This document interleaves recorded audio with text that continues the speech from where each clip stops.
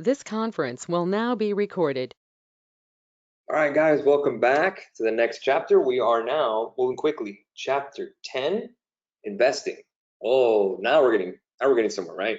We took care of your budgeting, we took care of your savings, we got you out of debt. It's time to really start making some money, right? Awesome. All right, we're gonna start with retirement. Yes, retirement, the R word, right? There's a lot of words here. The R word, retiring. How does this work? What do we do? Carlos, what the hell is a 401k? What is a Roth IRA? What is an IRA? I'm gonna break it all down. Okay, 401k. What is a 401k? A 401k is an employer-sponsored retirement plan that lets you defer taxes until you're retired. Break that down. This website here, moneychimp.com, 401k calculator, feel free to use it whenever you want. This will help you get a calculation. Why is a 401k important?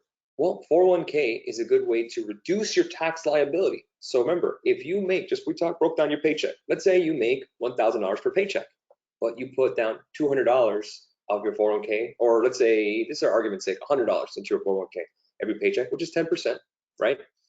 You're only taxed on $900 because it's tax deferred. So being taxed on $1,000 of your income, you're gonna get taxed on $900.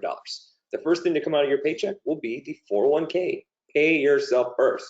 That's the key. The great thing about 401k, some companies do, not all, just keep in mind, they match you. What does that mean, match? They give you money because you are saving for retirement. How awesome.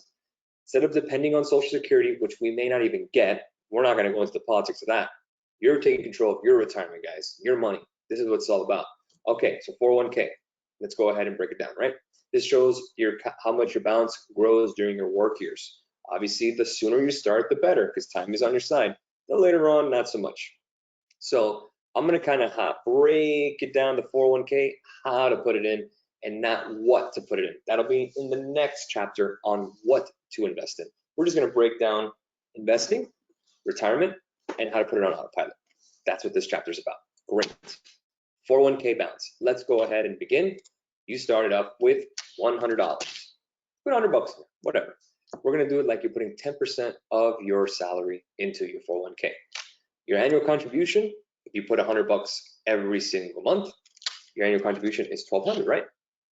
We're just doing every single month 100. Well, you know what? We'll do $100 a paycheck, $2,400 a year. So they match you dollar for dollar. What a great company. Let's just say they do. They match you the contribution of $2,400. Let's say you started when you were 20.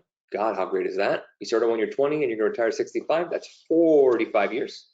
The return on the interest rate, we're gonna do the S&P. We're gonna put the S&P 500 compound returns over a long-term period of time. Let's just do 8% and be very conservative. You put in an S&P fund, you let it ride. This is how much you're gonna have in retirement. You're gonna have $2 million if you don't add a single penny and you work for them forever. You work for them for the next 45 years. How great is that? That's pretty awesome. So your balance of retirement would be $2,006,837.17, all things being equal. Investment return rate is 5%. Years to pay out is 30. Your income tax rate will be 25%.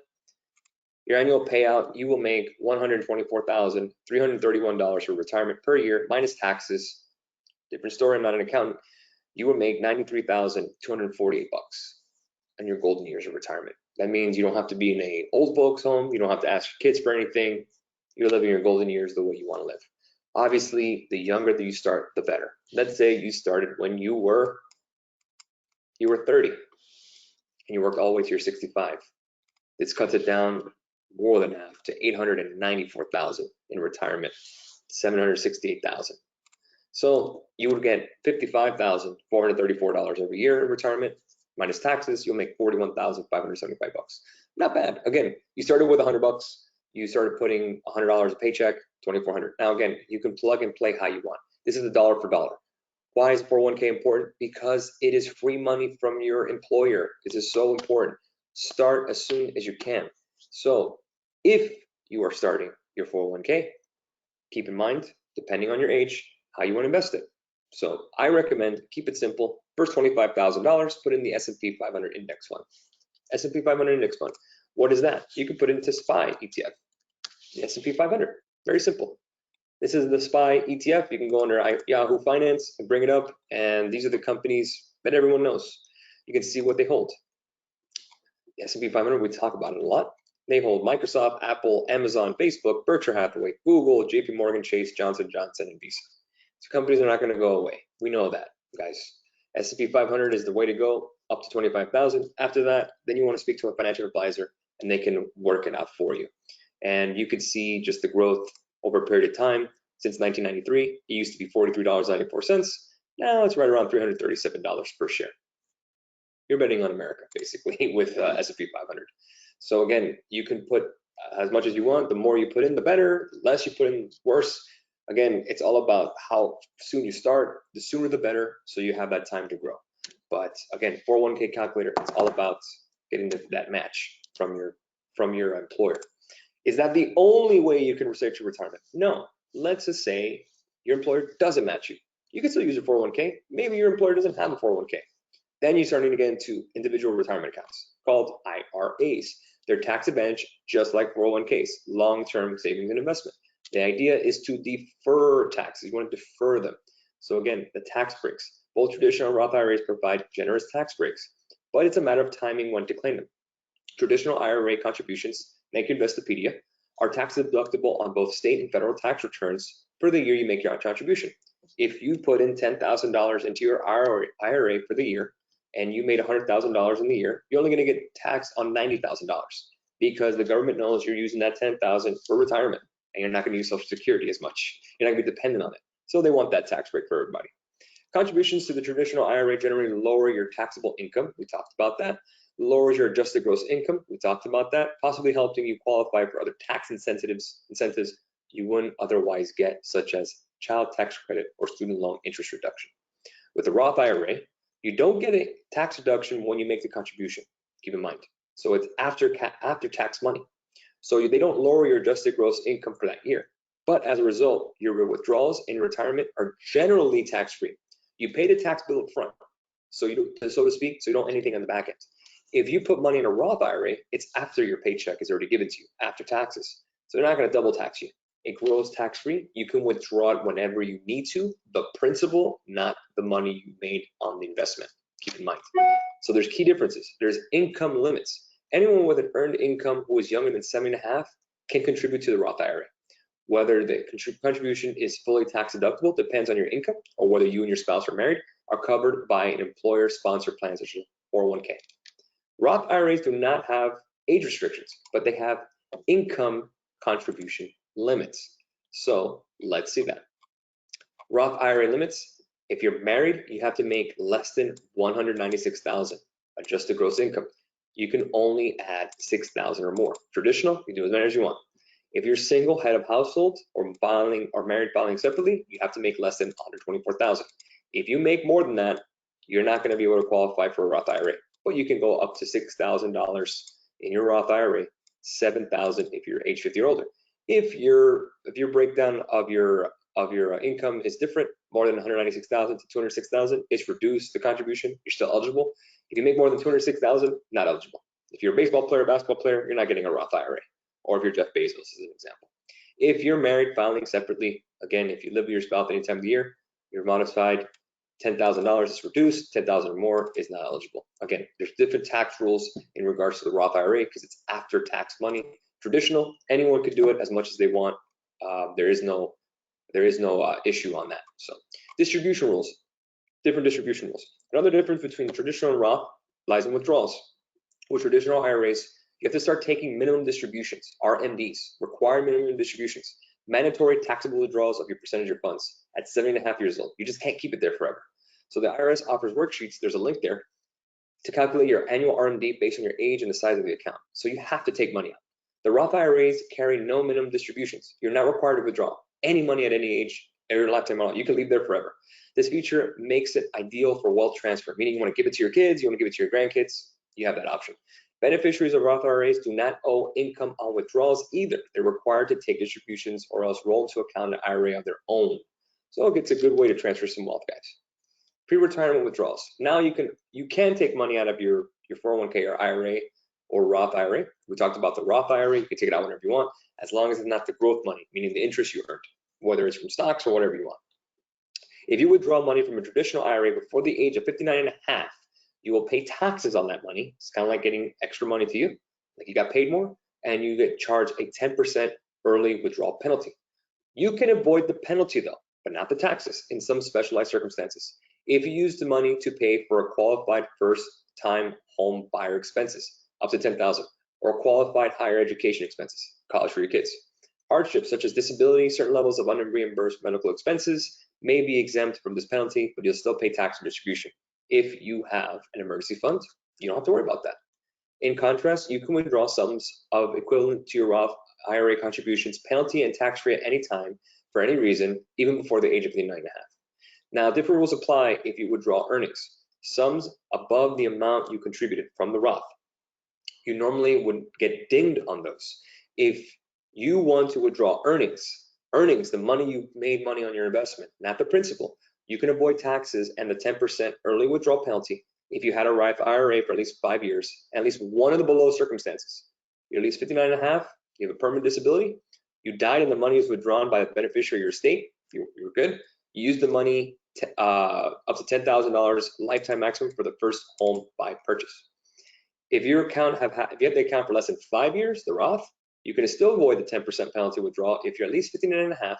The withdrawals due to disability, financial hardship, which you have to prove, your estate or beneficiary made the withdrawal after your death. It's your money now, their money. You use the money up to $10,000 lifetime maximum for a first-time home purchase, qualified education expenses, college, and certain medical costs. So let's kind of break down the traditional and Roth. Contribution limits for a traditional. Oh, excuse me. You have $6,000 to $7,000 if age 50 or older. So there's not unlimited. My apologies. Roth IRA, $6,000, $7,000 if age 50 or older. Not every tax bracket goes in. Traditional IRA, everybody can get in. 2020 contribution limits, same as 2019. Income limits, here you go. Anyone with earned income can contribute. The tax deductibility is based on income limits and participation in an employer plan. Same as 2019, 2020. Age limits, there is none. Contributions are allowed. No contributions allowed after the taxpayer turns 7 and a half. So if you're over 7.5 years old, you cannot deposit into a traditional IRA. Tax credit, available for savers tax credit, both of them. Tax treatment, no deductions for contributions, tax-free earnings and withdrawals in retirement. And for the traditional, on the right, tax deduction and contribution year, ordinary income taxes are owed on withdrawals. Withdrawal rules. For IRAs, Roth contributions can be withdrawn at any time, tax-free and penalty-free, 5 years after your first contribution at the age of 59 and a half. Earnings and withdrawals are tax-free too. For traditional, withdrawals are penalty-free beginning 59 and a half. Required minimum distribution, RMD, none for the account holder. Account beneficiaries are subject to RMD rules. For a traditional, distributions must begin at the age of 70 and a half to the account owner. They're under the RMD rules. Extra benefits, we talked about that. After 5 years, they could take up to $10,000 of earnings, be withdraw penalty-free to cover first-time home buyer expenses, qualified education, hardship, yada, yada. Same with the traditional, up to $10,000 penalty-free to cover first-time home buyer expenses. Qualified education and hardship withdrawals are also available. So again, there's other considerations and what have you. You can open a traditional IRA, Roth IRA with any broker you want, TD Ameritrade, E-Trade. I don't know if Robinhood does it, but again, any bank will take care of it for you. Very simple to do. So let's kind of break it down the hierarchy of which one would you want in regards to retirement. 401k matching should be number one. 401k matching is your number one. That should be the number one, the golden one you want to invest in for retirement. Number two would be a Roth IRA. That's your second best bet if your income allows it. Number three is 401k where they don't match you. Why do I say Roth IRA and 401k that doesn't match? Because sometimes the 401k doesn't have funds that maybe goes to your investment plan. Roth IRA, you can invest in literally whatever you want. You can invest in Bitcoin in your IRA if you wanted to. You can invest in gold in IRA if you wanted to. IRA gives you a lot more flexibility than a 401k. 401k, you're beholden to their investments that they have, their mutual funds, whatever company you work for. So keep that in mind.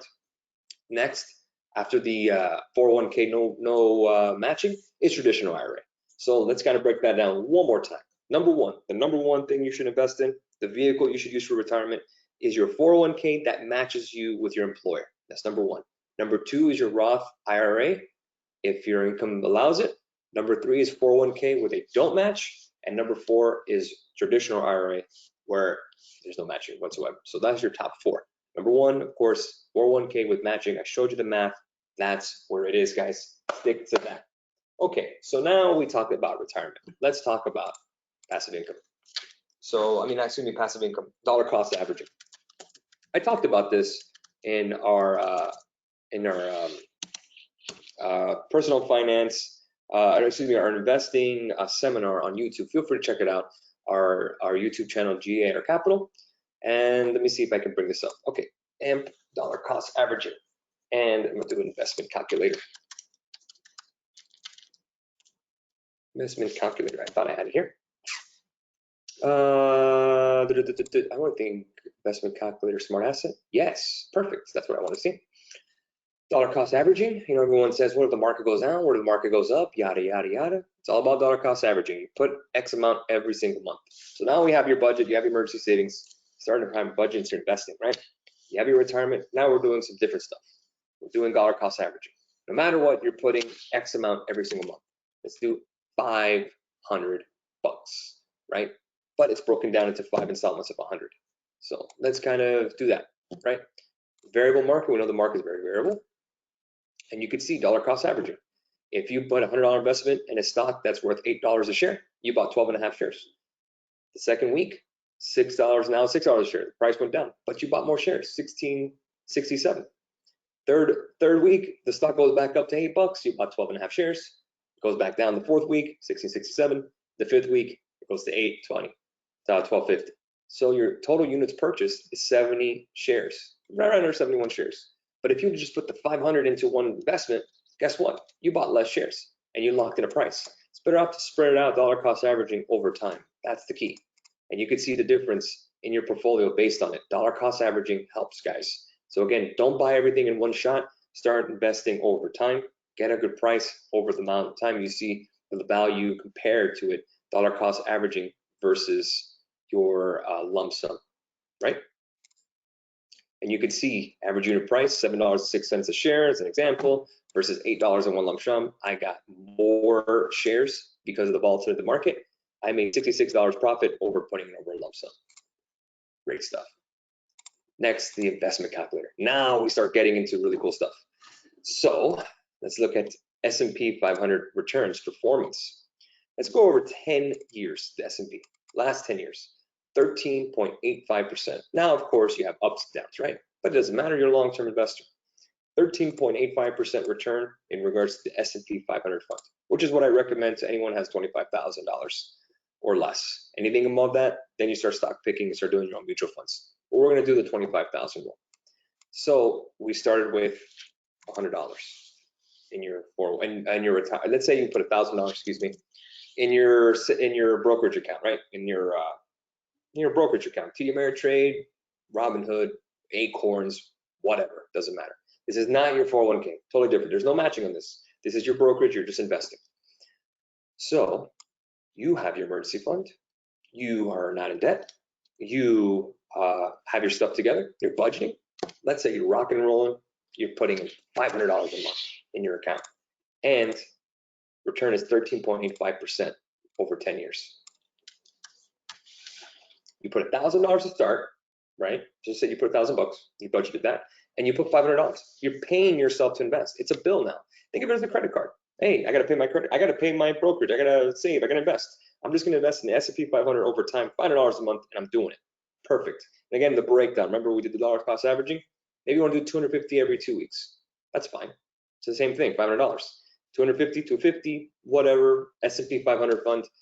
Same thing. I know $337 a share. We can just do to SPY-G, which is the S&P Growth ETF, and even that's paying 15.49%. And that's only $45.40 a share. So let's go ahead and add that $15.49 instead. Rate of return, right? That's over the 10-year period. That shows there, confirmed. You did $500 a month into SPY-G, which is the S&P 500 Growth ETF. What do they have? Let's look at their holdings.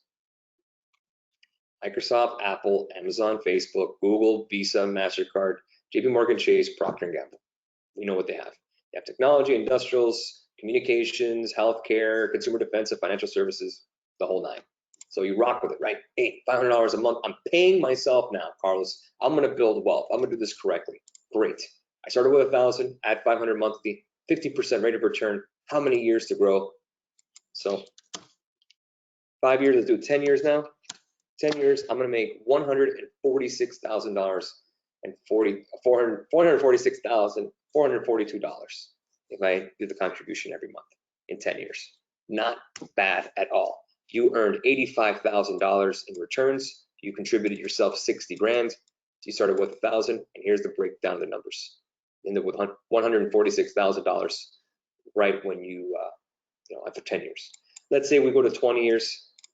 Now we're rocking $824,000 in 20 years, right?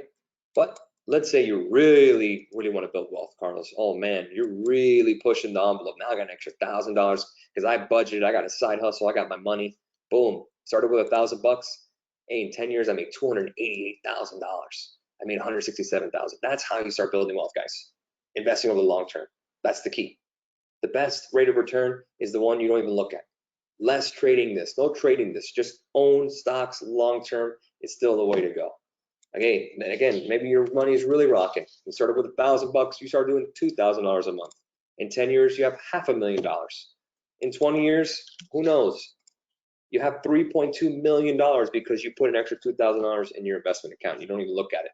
So you make $3 million in 20 years with a 15% rate of return on the S&P. Yes, it goes up and down, we know. But again, we saw in 10 years, it makes 15.49%. That's great. $3 million in 20 years. Now, obviously, it's not a 401k. You're not going to be matched. But again, this is your brokerage account letting it grow. Again, guys, the power of compounding. That's the key. Compounding over a long period of time does not get rich quick. This is get rich correctly and slowly. This is how you build wealth, guys. Let's say you started with $10,000. Whatever, you had some extra cash on the side. You started with 10. You're gonna go and put a monthly $1,000. And guess what? In 10 years, you made 330 grand. In 20, you made $1.8 million. Again, you can use this as much as you want. This is the smartasset.com investment calculator. Plug and play, have a little fun. Feel free to print this out on your computer, put it on your wall, and you'll see money growing that way. Again, any money you put in investing, it doesn't exist. You don't want you touching it. Just leave it there. Let it grow. Your money's your soldiers. Let them work for you. They're going to go ahead and make more money. Money brings money, guys. That's the key. Again, money brings money. If you only put $50 a month and you started with $100, $100, right? With 20 years, you'll make 82 grand, not 3 million bucks. And if you put in 10 years, you're going to make 14 grand. Again, small amounts, but you see the interest earned is a lot more than the contributions. You start somewhere, the more money you make, the more you add and everything. Again, you want to be well-rounded, of course, but you're not in debt. You have your budget, you're managing your money. Now you can start building wealth here, guys. Investment calculator is the way to roll. So again, it's all about dollar cost averaging, putting your money on autopilot. Don't even think about it, just let it ride. And you'll see within 10 years, the fruits of your labor come up because the money's just being made, guys. Hope this helps. Let's build wealth, man. That's the way to do it. We'll catch you guys for the next chapter.